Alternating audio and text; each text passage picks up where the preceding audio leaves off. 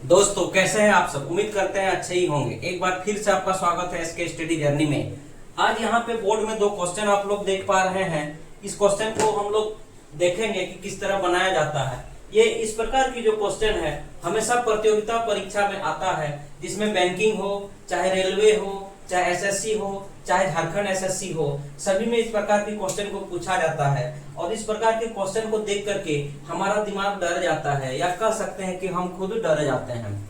तो हम लोग को डरना नहीं है, इसमें क्वेश्चन के नेचर को समझना है कि आखिर इसमें क्या पूछ रहा है और उस क्वेश्चन का आंसर हम लोग को निकालना है। अगर इस क्वेश्चन को हम लोग देखते हैं तो इस क्वेश्चन को देख के हम लोग को लगता है कि बहुत ही पेचीदा टाइप का क्वेश्चन है, और इसको लॉन्ग प्रोसेस में बनाएंगे तो हमें बहुत ज्यादा समय लग जाएगी। इसलिए इसको लॉन्ग प्रोसेस में हम लोग नहीं बनाते हैं, इसको शॉर्टकट ट्रिक में बनाएंगे। और ये ट्रिक 100% काम करता है, इसमें कोई दो राय नहीं है। तो जैसे यहाँ पे हम लोग देख पा रहे हैं कि एक प्रेशर कुकर की कीमत में 20% वृद्धि हो तो उनकी बिक्री में 50% कमी हो जाती है। यहाँ हम लोग को क्वेश्चन का नेचर को समझना है। पहले क्या लिखा है कि 20% की वृद्धि होती है तो उस वस्तु की बिक्री जो है 50% कम हो जाता है। स्वाभाविक है कि कोई भी वस्तु का कीमत में वृद्धि होगी तो जो बिक्री है वस्तु का वो बिक्री कम हो जाता है। तो बताइए दुकानदार की आय पहले से कितना प्रतिशत वृद्धि या कमी होगी।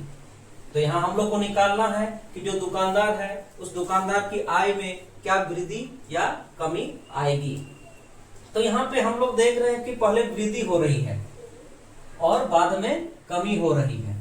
तो यहाँ पे एक दो फॉर्मूला हम लिखे हुए हैं, m minus n minus m into n by 100। दूसरा फॉर्मूला इस क्वेश्चन के लिए है, चूंकि यहाँ पे वृद्धि हो रही है, पहले बढ़ रही है, इसीलिए यहाँ पे m प्लस में लिखे हैं और बाद में बिक्री घट रही इसलिए माइनस में n को लिखे हैं। तो उसी प्रकार पहले अगर इस क्वेश्चन में आप लोग देख पा रहे हैं कि यहाँ लिखा हुआ 25% की कमी होती है, इसलिए कमी हो रही है, इसलिए यहाँ पे हम माइनस चिन्ह दिए हैं। और इसकी बिक्री जो है 40% वृद्धि हो रही है, यानी कि बढ़ रही है, इसीलिए यहाँ प्लस चिन्ह दिए हैं और इधर जो है उसी को लिखे हैं। तो इस ट्रिक से हम लोग इसको बनाते हैं।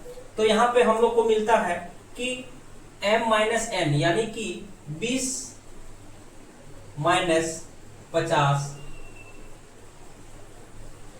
घटाव m इंटू एन यानी कि 20 गुना 50 डिवाइडेड बाय 100। तो इसको जब सॉल्व करते हैं तो यहाँ हम लोग को -30 मिलता है और इसको हम लोग काट देते हैं तो नीचे का 2 शून्य ऊपर का 2 शून्य के साथ कट जाता है और -10 मिलता है। तो इसको जब सॉल्व करते हैं तो यहाँ -40 हमें मिलता है। तो यहाँ एक बात हमेशा याद रखिएगा, अगर माइनस में हम लोग को मान मिलेगा, इसका मतलब ये हानि हुई। अगर प्लस में हम लोग का मान निकलता है तो वहां पे हम लोग का लाभ होगा। अगर प्लस में निकलता है मान तो मान के चलेंगे कि वहां पे लाभ हुआ। तो यहाँ हम लोग का मान कितना निकला, आंसर कितना निकला, -40, यानी कि -40% हानि हुई।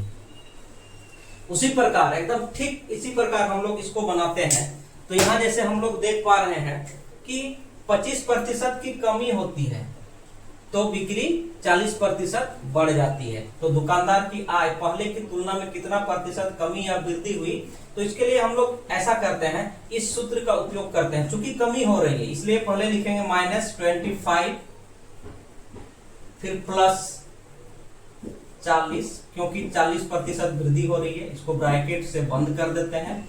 फिर घटाव 25 गुना 40 बटा 100।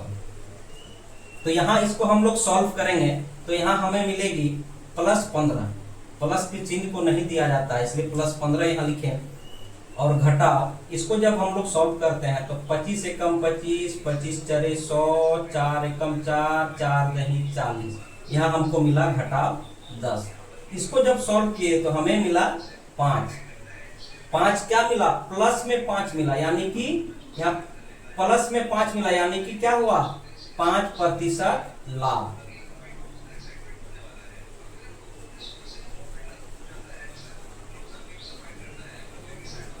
उम्मीद करते हैं कि समझ में आ गया होगा।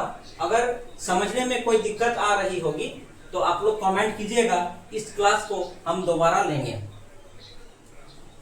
तो आज के लिए इतना ही रहने देते हैं, तब तक के लिए धन्यवाद।